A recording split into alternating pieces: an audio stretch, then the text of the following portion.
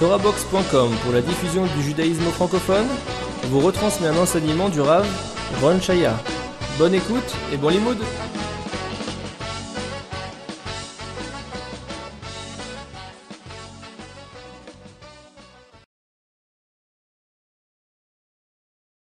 Ok, alors on commence le 4e cours des lois de Pessah. Le matin, alors, petit déjeuner, on peut manger du pain, pas de problème. Simplement, il y en a qui déconseillent parce qu'après, peut-être, il y aura encore des petits restes dans les dents. Et le reste va partir quand tu manges la matzah, le soir. Donc, tu manges la matzah avec du pain. C'est plutôt désagréable. Donc, il y en a qui préfèrent déjà éviter le matin de manger du pain. Aussi, il y a des miettes, les enfants, tout ça. Mais, d'après la loi, c'est permis. Après qu'on a mangé, on se lave très très bien les dents. Le mieux qu'on peut, avec les fils à dents, partout. Il faut vraiment faire attention qu'il n'y ait pas de reste de chametz du tout. Ceux qui ont des dentiers, ça existe. Alors, il suffit de bien nettoyer le dentier. Il y en a qui sont marmérés, c'est pas obligatoire, c'est une mesure de piété. De verser de l'eau bouillante d'un klérichon, c'est-à-dire d'un ustensile dans lequel l'eau a bouilli, ou une casserole ou une bouilloire, verser de la bouilloire, de la casserole directement de l'eau bouillante sur le dentier, dans le cas où ça ne va pas l'abîmer. Si ça l'abîme, donc évidemment, vu que c'est une mesure de piété, ce n'est pas obligatoire. Après quoi, vient le moment où il faut aller brûler le chametz. Il est impératif de le brûler, comme je l'ai dit déjà hier, avant la fin de la 5e heure. Après la fin de la 5e heure, ce chametz déjà, on n'a plus le droit d'en avoir, donc on ne fait plus la mitzvah de le brûler. C'est comme s'il n'est plus à nous. Donc on fait la mitzvah absolument avant la 5e heure de la journée. C'est vers 10h, 11h, il faudra regarder dans le calendrier ici israélien. Et ceux qui habitent en France, regardez dans le calendrier français, idem à Los Angeles. Chacun regardera d'après son calendrier, d'après le lever et coucher du soleil.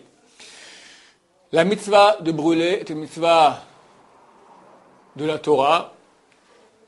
D'après certains avis, on avait dit que c'était ou vérifier et après brûler, ou annuler. Donc il faut que c'est une mitzvah de la Torah. Ce qui est marqué dans la Torah, tashbitu.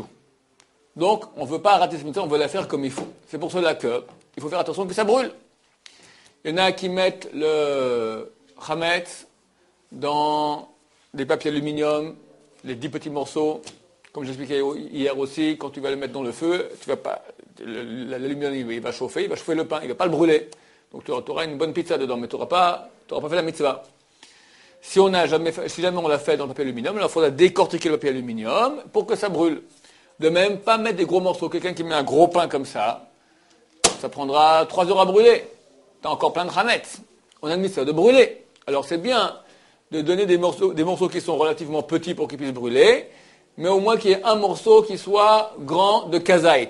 Combien c'est kazait? Je rappelle, volume d'une boîte d'allumettes standard universel, 28 millilitres. Parce que la mitzvah est de brûler une quantité de chametz suffisante. Si c'est moins de kazait, on avait dit que c'était comme des miettes, c'est annulé. C'est annulé c'est aucune valeur.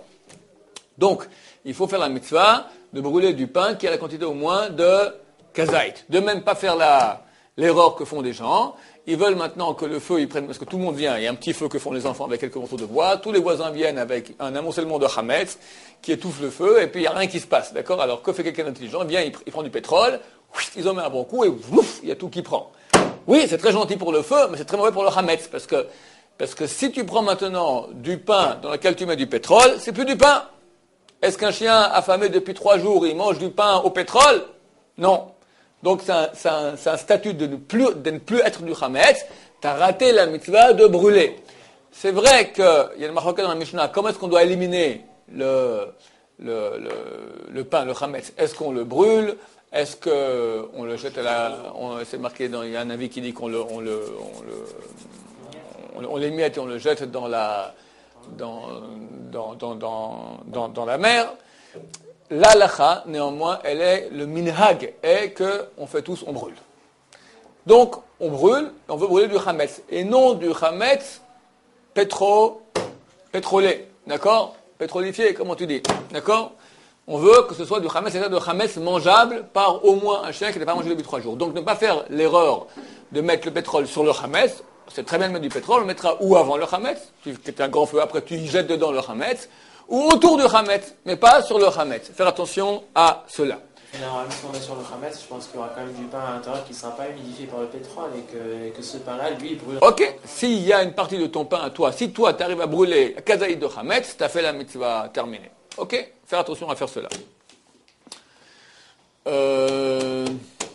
Après cela, la mitzvah qui est d'après la majorité des décisionnaires est vraiment la mitzvah de la Torah, le bitoul.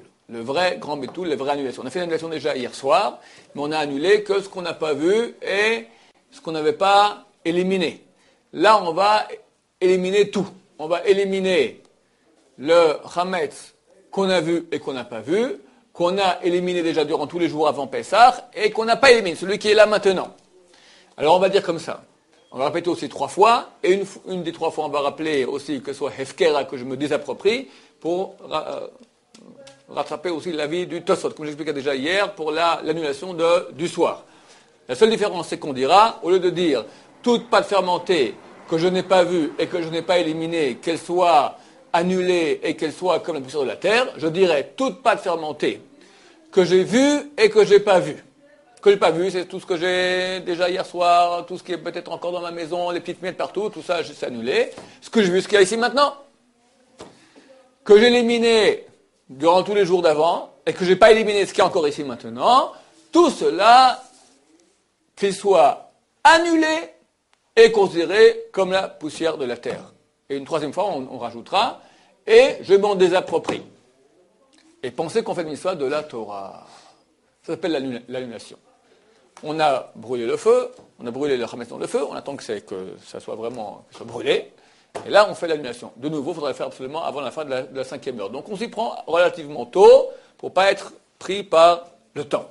Si quelqu'un doit aller au magasin, il doit travailler, il ne peut pas aller brûler. Il dira à sa femme d'aller brûler le Hametz, à ses enfants, à qui que ce soit, le voisin qui a brûlé son Hametz, mais lui annulera. Il n'est pas obligé d'être à côté du Hametz, qu'on est en train de le brûler, pour annuler. Il peut être à Tombouctou et annuler de là-bas, il n'y a aucun problème. À condition qu'il annule après qu'on ait brûlé. Parce que s'il annule avant qu'on a brûlé, donc il a raté la mitzvah de brûler. Il y a la mitzvah de brûler, il y a la mitzvah d'annuler.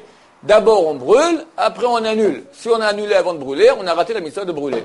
C'est simple. Si jamais lui-même n'annule pas, alors sa femme annulera, ou le délégué annulera en disant tout le Hametz de un tel, qu'il a vu, qu'il n'a pas vu, qu'il a aimé, qu'il n'a pas aimé, qu'il soit annulé et qu'il soit considéré comme la poussière de la terre. Ok. On passe maintenant à un autre sujet, c'est quel type d'aliments sont interdits à la consommation pendant Pessah et quel type d'aliments aussi nous devons éliminer avant Pessah. Donc on a déjà répété ici que c'était tout ce qui provenait des 5 céréales et qui a fermenté.